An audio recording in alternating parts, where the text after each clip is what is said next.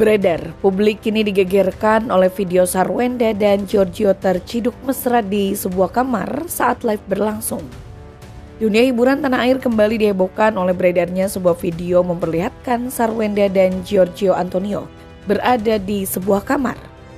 Video yang beredar luas di berbagai platform media sosial tersebut langsung memicu beragam reaksi dari publik.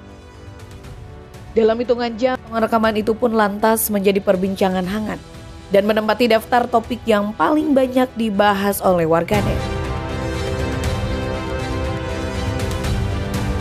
Pasangan selebritas yang disebut-sebut dalam video kali ini melibatkan dua figur yang selama ini memang dikenal memiliki hubungan dekat. Kemunculan video ini membuat banyak warganet terkejut, sekaligus penasaran mengenai video yang beredar. Dalam rekaman berdurasi kurang dari 1 menit itu terlihat dua pasangan Sarwenda dan Gio teriak-teriak di sebuah ruangan. Memang kualitas video keduanya tidak terlalu jelas, sebab hasil rekaman tersebut merupakan hasil zoom kala melakukan live TikTok.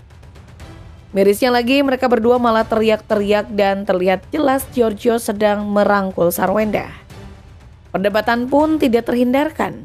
Sebagian netizen mencoba melakukan analisis terhadap pakaian, suara, hingga berbagai detail yang terlihat dalam rekaman. Sejumlah akun lantas turut mengunggah ulang cuplikan video tersebut.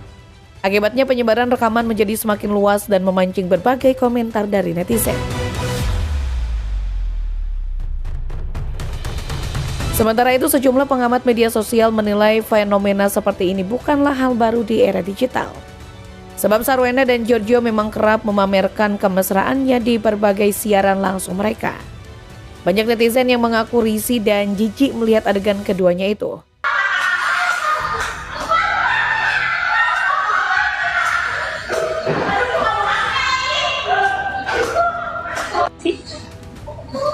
Orang gak ada apa-apa terus.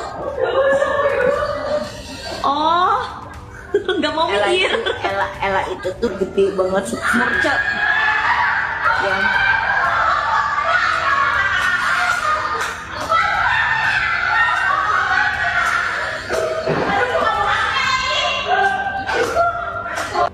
Bahkan ada pula di mana Sarwenda sangat suka saat kedua gunungnya dipencet oleh Gio. Kehebohan semakin meningkat ketika beberapa akun gosip mengklaim memiliki informasi tambahan mengenai hubungan pasangan keduanya tersebut, sehingga muncul berbagai asumsi yang semakin liar. Di tengah derasnya arus informasi, fenomena ini kembali menunjukkan betapa cepatnya sebuah konten dapat menjadi viral. Dalam hitungan menit, video yang awalnya hanya beredar di kalangan terbatas dapat menjangkau jutaan pengguna internet. Banyak pihak menilai bahwa peristiwa ini dapat menjadi pelajaran mengenai pentingnya literasi digital. Meski demikian, perbincangan mengenai video ini masih terus berlangsung. Berbagai komentar, analisis, dan spekulasi terus bermunculan dari berbagai platform media. Macam-macam. Apa enggak? Apaan sih? Saya nggak apa-apa. Saya pegang meja. Macam-macam. Apa enggak? Selain itu, kini Giorgio lagi-lagi dibuat malu oleh status dirinya yang faktanya hanya seorang bawahan yang berlagak seorang CEO. Bukan sekedar opini belaka, dalam video yang beredar, Giorgio Antonio justru dibentak oleh salah seorang wanita yang diduga manajer, imbas dirinya terlambat. Jejak dirical ini pun lantas bikin warganet ngakak berjamaah, bahkan netizen salfok pada ekspresi Giorgio. Padahal saat live sama Sarwenda ia sangat terlihat angkuh dan sombong. Giliran di depan cewek ini sungguh memalukan. Gio malah terlihat ketakutan dan terbungkam. Sorry. Bisa baca jam gak sih? Lu janji jam berapa? Selalu deh, biasaan. Telat sejam 2 jam. Lama-lama gak usah datang sekalian. Tanya itu saja, perseteruan antara keduanya ini rupanya turut menjadi sorotan pihak keluarga. Termasuk adik Sarwenda, Wendy Lo, yang menjadi bumerang dalam pertikaian Ruben dan Sarwenda. Tak terima sang ayah selalu disudutkan dan diporotin. Veteran Peto lantas geram bongkar abis provokator Wendy Lo yang selama ini ambisius terhadap harta Ruben. Wendy Lo memang provokator utama yang berusaha ajak orang-orang di sekitarnya untuk membenci dan mengusik kehidupan Ruben Onsu. Begitupun Betran yang sebelumnya sengaja difitnah agar keluar dari rumah hingga ia sempat mendapat perlakuan tidak etis dengan menamparnya. Terlebih Wendy Lo yang dengan sombongnya mengatakan banyak job. Faktanya rumah yang ia bangun ternyata baru saja rampung. Wajar jika sebelumnya ia selalu numpang di rumah Robin Onsu. Disuruh komen jelek-jelek hubungi gue, yang disuruh komen jelek-jelek hubungi gue, ntar gue bayar 2 kali lipat. Ya gue kaya nih say. Yang tahu the real kejadian itu sebenarnya gue yang tahu mereka itu kayak gimana gitu. Benar. Ya kadang yang diomongin nggak tentu benar. Kan kita paham ya. Udah mulai tapi ntar udah mulai naik dana omel lagi gitu. Yang disuruh. Tanya Wendy Lo, veteran juga habis kesabaran dan kuliti keburukan Sarwenda yang selama ini berupaya menjatuhkan Ruben Onsu. Namun karma berkata lain. Justru segala upaya yang dilakukan oleh pihak Sarwenda malah berbalik berbanding yang membuat Sarwenda hancur dalam sekejap. Mulai karir semua brand di-cancel diporotin pacarnya, hingga kini alami kerugian fantastis berujung minimnya finansial. Sebab penghasilan Sarwenda dan Giorgio tersebut tak lain hanya dari sebatas hasil penjualan produk lewat live di TikTok. Bahkan veteran ancam jika masih terus menyudutkan ayahnya. Ia pun tak segan akan bongkar semua yang melibatkan Sarwenda dan Wendy Lo adiknya. Sedendam itukah kamu sama RO? Sampai-sampai mau mematikan rezekinya si RO. Gila ya, jahat ya. Ingat kebaikan orang. Kamu udah ditumpangin. Terus kamu dapat job-job itu. Sekarang gara-gara namanya RO. Kalau seandainya si RO itu gak jadi kakak ipar kamu pikir kamu bisa dapat job-job seperti sekarang? Jadi adik itu jangan jadi provokator. Apalagi sampai mengajak orang untuk membenci si RO, apalagi sampai mau mematikan rezekinya RO. Sekarang apa? Siapa yang udah mati rezekinya? Kamu kan? Tuhan itu maha adil, maha mengetahui siapa yang benar, siapa yang salah. Mampus kan kamu? Kalau rupa udah jelek, minimal akal jangan jelek. Buntelan kentut, mending lo diet deh daripada lo banyak ngomong ya. Adiknya si Cece, gue tuh gak pernah numpang hidup, apartemen gue banyak. Apartemen tai. Lo minimal diet ya, buntelan kentut. Lo itu cocoknya dipanggil buntelan kentut. Sok cakep, udah operasi hidung pun gak cakep-cakep. Mending lo sedot lemak daripada operasi hidung. Tingkah kau. Brand-brand jangan pakai dia lagi, jangan pakai. Habis ini please jangan ada yang bilang kalau Onyo itu nggak ada hak untuk ikut-ikutan. Karena menurut gue di sini yang paling berhak untuk ikut-ikutan adalah salah satunya Onyo. Karena kenapa? Karena Onyo itu adalah salah satu anak dari Ruben ya. Yang dimana Onyo sendiri juga udah dewasa guys, udah 21 tahun. Dan menurut gue ya sah-sah aja kalau Onyo mau ikut-ikutan. Dan dia berhak untuk membela ayahnya. Dengar baik-baik. Tante ingat ya, selama saya sama ayah dari dulu, ayah tidak pernah tampar saya atau pukul saya. Tapi kalau tante, gue di sini sangat percaya sama semua apa yang diucapkan Onyo ya.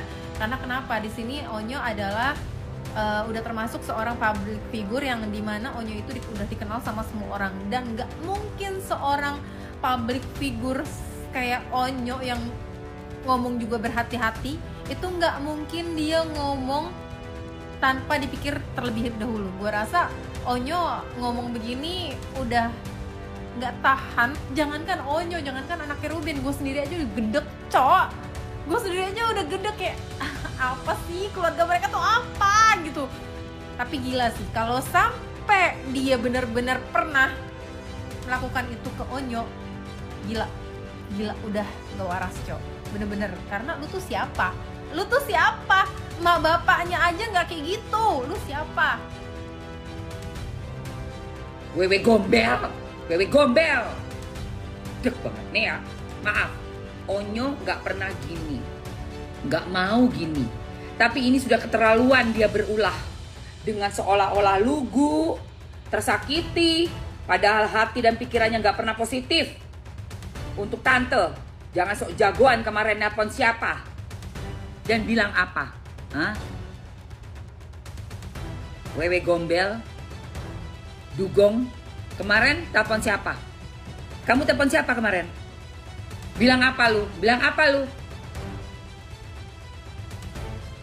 Kalau sampai ayah lapor KPAI, kalian akan lakukan apa? Sehat? Mas tante ini apa? Ini gue bingung nih. Mas tante, Ini tantenya dua alam ini. Oh, masa tante. Oh iya ya. Masa tante inget nggak? Enggak, bukan masa tante inget. Masa tante, mas tante, mas tante. Mas tante inget nggak semua perpisahan ayah bunda tante yang harus tanggung jawab dosanya? Oh, telepon itu ya? Oh, lu telepon itu ya? Bentar ya, ini gue. Untuk tante jangan sok jagoan. Kemarin nelpon siapa dan bilang apa? Kalau sampai ayah lapor KPAI, kalian akan lakukan apa? Sehat. Mas tante inget nggak semua perpisahan ayah bunda tante yang harus tanggung jawab dosanya?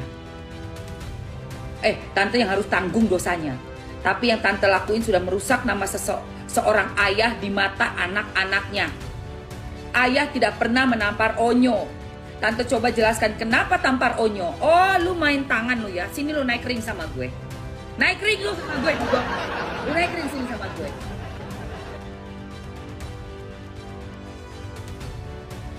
Beraninya lu main tangan sama bocil lu ya.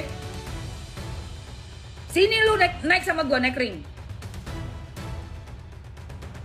Gua lihat muka lu aja jadi, aduh, muka lu, oh my god. Kayak pengen banget gue beli itu bakpao di Point Square itu.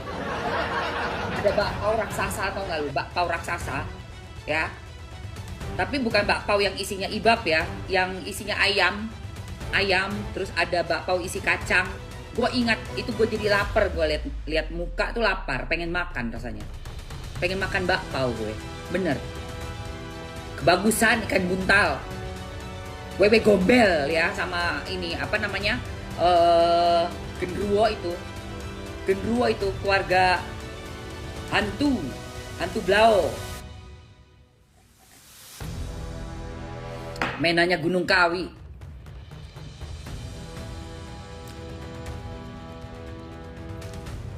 Dibacain Al-Fatihah sekali aja kelar lu. Ya. Melintir itu nanti balik ke lu sendiri, ke rumah lu itu. Lo lihat aja. Mau coba-coba ya. Mau main-main begituan gitu, nyerang saudara kami ya. Kita udah anggap ayah tuh saudara kami. Karena udah login. Sampai lupa ini gue nih. Ya, udah login. Mainan kau apa? Gunung Kawi, mainan kau. Iya. Mau coba-coba. Satu orang aja angkat tangannya baca Al-Fatihah untuk Ruben Onsu bin Fulan. Al-Fatihah. Selesai kau.